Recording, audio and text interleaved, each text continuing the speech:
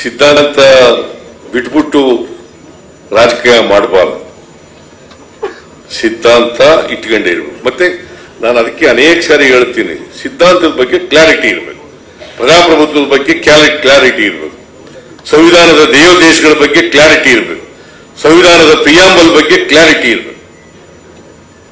ಆಮೇಲೆ ಕೆಲವರು ಹೇಳೋದು ಸಾಫ್ಟ್ ಹಿಂದುತ್ವ ಅನ್ನೋದು. ಏನಾಗಂದ್ರೆ ಸಾಫ್ಟ್ ಹಿಂದುತ್ವ, ಹಿಂದುತ್ವದಲ್ಲಿ soft hard Hindutva I mean Hindutva ಬೇರೆ, ಹಿಂದೂ ಬೇರೆ.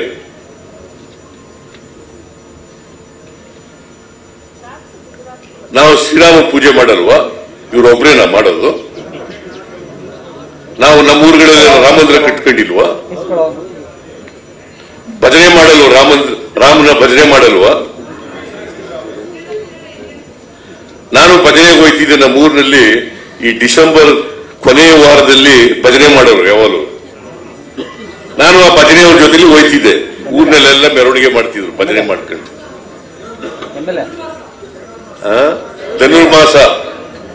ಧನುರ್ಮಾಸದಲ್ಲಿ ಭಜನೆ ಮಾಡೋರು. ಈಗ ಅನೇಕ ಹಳ್ಳಿಗಳಲ್ಲಿ ಈಗಲೂ ಮಾಡ್ತಾರೆ. ಅವ್ರು ಮಾತ್ರ ಹಿಂದೂಗಳು. ನಾವೆಲ್ಲ ಹಿಂದೂಗಳಲ್ವೋ? We are also Hindus.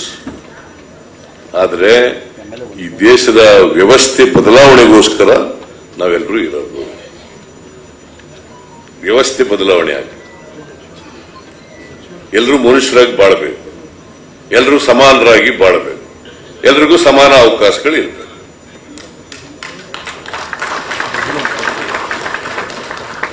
ಇದು ಕಾಂಗ್ರೆಸ್ನ ಸಿದ್ಧಾಂತ.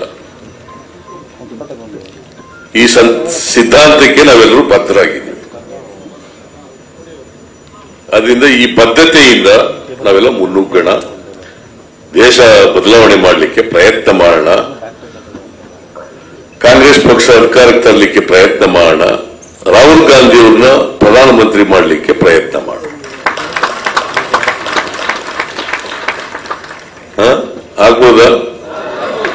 ಮತ್ತೆ ನಿಮ್ಮೆಲ್ಲರಿಗೂ 139ನೇ ಕಾಂಗ್ರೆಸ್ನ ಸಂಸ್ಥಾಪಕ ದಿನದ ಶುಭಾಶಯಗಳು.